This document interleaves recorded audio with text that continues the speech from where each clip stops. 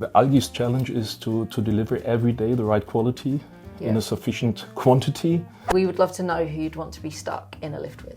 I would like to stuck in a lift with Thomas Tuchel. Algi is well known. We have installed thousands of power units. Doors closing.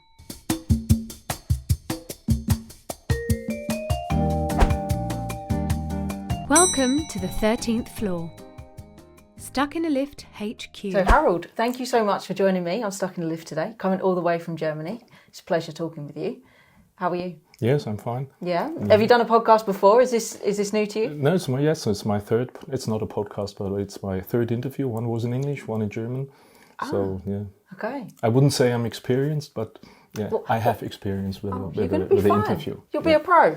Before I go into all of these questions, what is stuck in a lift in German? To be honest, stuck is. You would like to know the German word for it? Yeah. What is? Stehen bleiben, or stuck. I didn't check it. To be honest. No. So I was just intrigued.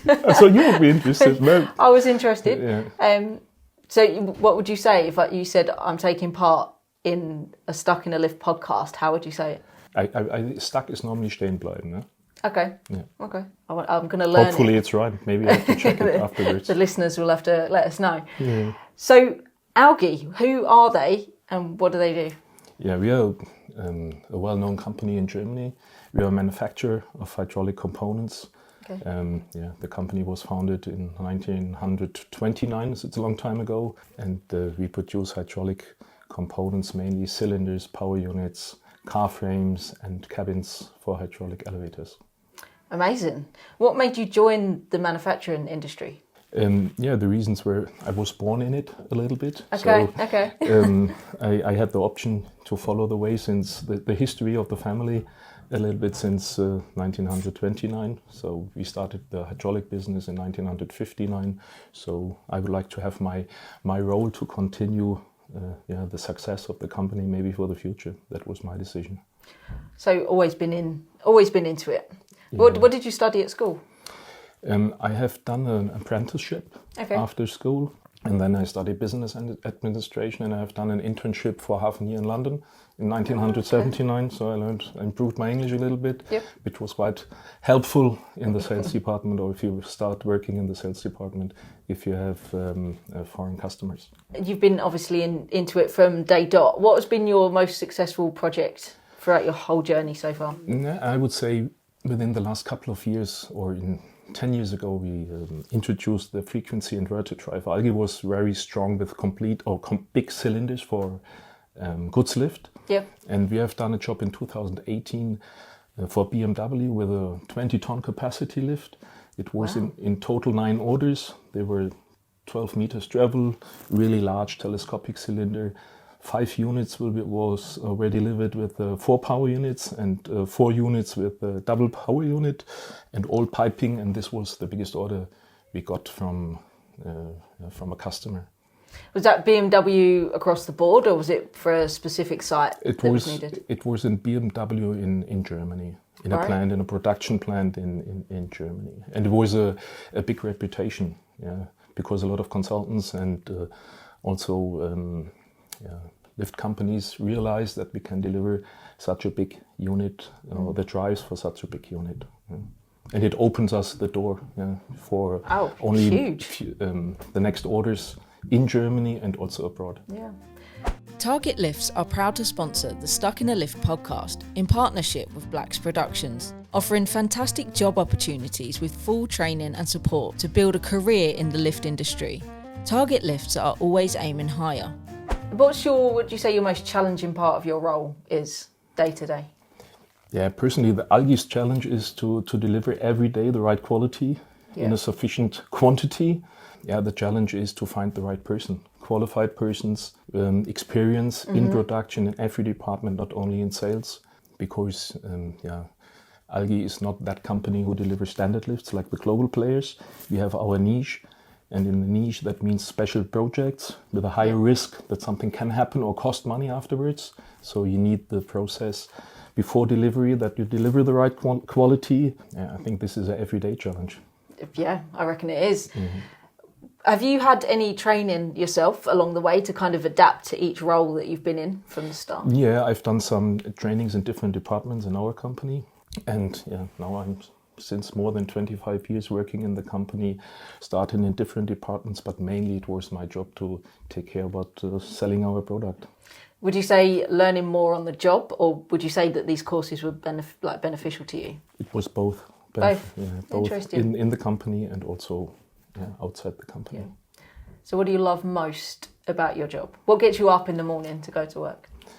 I would say, as I told you, most of my business time I was in the sales department, and the sales department I think should know the market, and then he can influence the product range of a company and also the strategy for the future. And this was at the beginning something to find the right strategy, the right product for the next 5 years or 10 years. And for example, that was the reason why we introduced an energy saving drive. And this is something I personally love. Wouldn't say love. In Germany, love means, that's what I like, I would say. Target Lift's project and construction team pride themselves on offering a detailed design solution to find the best long-term modernisation package for your lift. Communication and full collaboration with their customers is pivotal to ensure all requirements are delivered. They know budget and time restraints can often be key factors on any investment. Rest assured, they can provide complete satisfaction and meet all agreed specifications due to the experience of their passionate project team. Visit targetliftlimited.co.uk to view the project page to see some recent case studies. So you say that you've introduced like an energy saving drive. Yeah. Where do you see AI creeping into that? Where do you see it grow into? Growing especially, let me explain a little bit the standard hydraulic with the regular valve block. You bypass the oil, so you have heating problems if the lift is running 90, 100 times per hour over a period of more than 12 hours per day. So the advantage of this energy saving is saving energy cost and also oil heating. You reduce the oil heating, and that's really sufficient and really important to explain that to your customers, because in the past without the VVF drive you still have any trouble with, you need additional oil coolers. Okay. And from the drive side, our competitors are traction lifts, standard traction lifts. So we concentrate within the last couple of years on the big stuff, starting 2 tons up to 15 tons, 20 tons capacity. Yeah. Where do you see that grow into? What's next then for that product? This is something where we grow not only at home, also abroad. We've just got yesterday a meeting here in London with a customer where we get an order for 2 9-ton lifts, where we deliver not only the VVF drive and the cylinders, also the frame package and the cabin. And the customers, not only in Germany, like it to have it from one company, and then they only need to add the doors and the controllers. So we are the specialists for the big stuff. What's the future for Algi? What's the plan? Where's 2025 look to you? 2025, we still have, especially for the big stuff, you get a good overview early, because the delivery time of these lifts are sometimes between 4 and 5 months. So we still have orders up to mid and end of next year. Mm-hmm. And this is not only the new installations, because Algi is well known. We have installed thousands of power units, thousands of cylinders. There's still a big mod market. Yeah.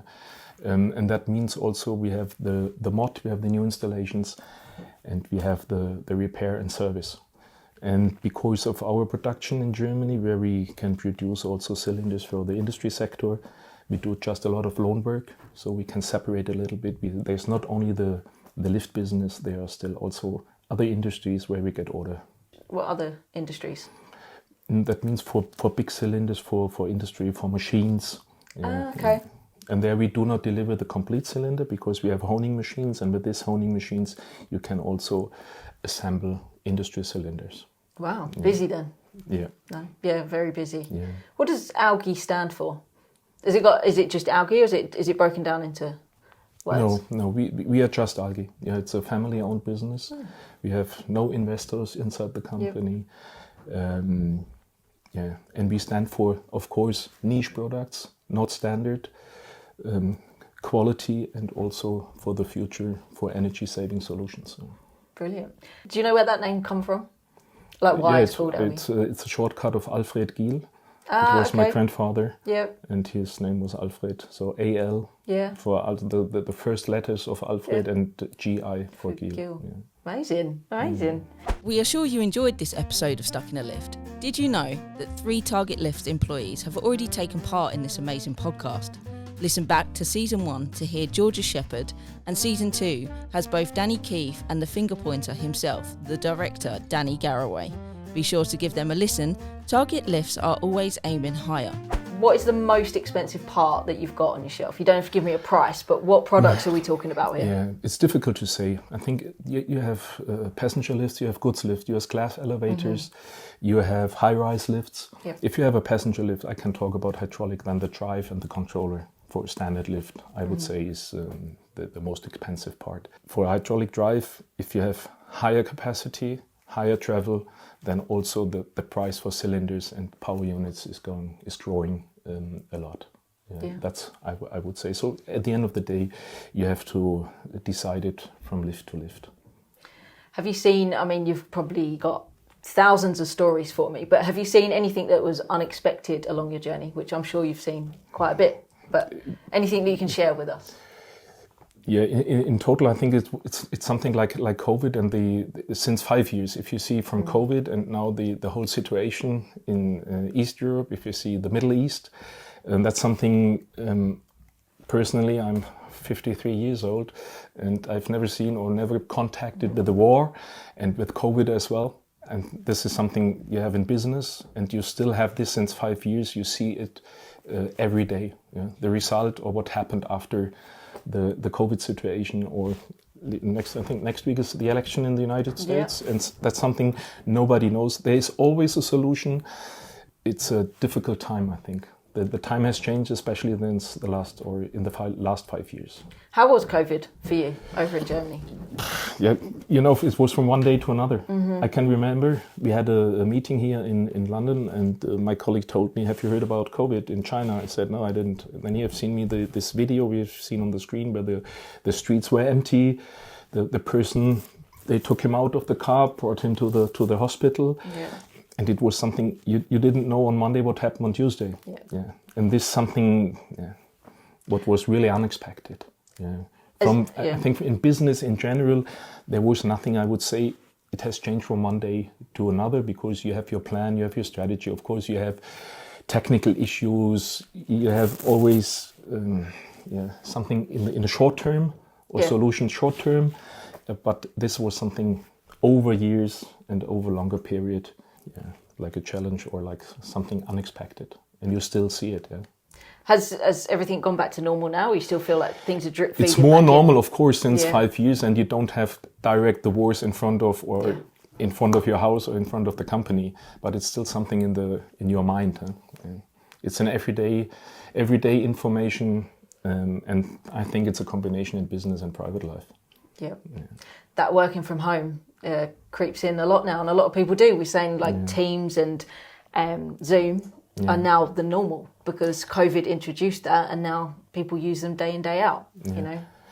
That's true, but I think we are going back a little bit, because I personally prefer to go to the office. Yes. Yeah, because I like the contact. I like the contact to customers. Of course, we have a lot of Teams meeting, but 1 time per year or 2 times per year, you should have personal contact. It's important for your mental health. It's really important. Yeah.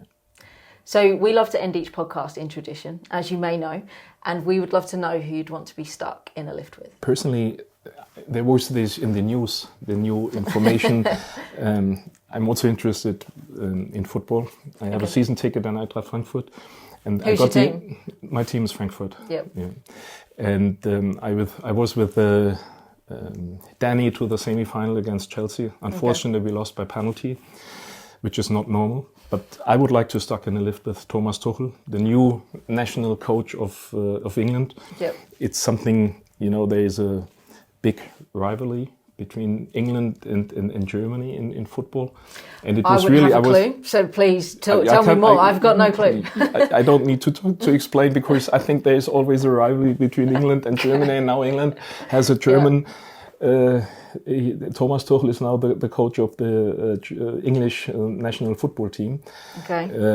that's something, and I would like to ask him why he has changed his position as a coach of a club, because there was also the discussion maybe he will be the next coach of Manchester United, and now he trains the national team. And would you imagine maybe the next final, England-Germany, 120 minutes, penalty, and Thomas Tuchel Who's going is to be the coach. winner? Who could be the winner? Who's it going to be? One German will win. Okay, let's at the get end him in of the day. lift. Thank you so much for joining me today on Stuck in a Lift. It's been great talking with you. And thank you for coming over. Yeah, thank you very much for this chance to talk about our company. Yeah, really much brilliant. appreciated. And good luck with Stuck in a Lift. Thank you. Thank you. Yeah. Doors closing.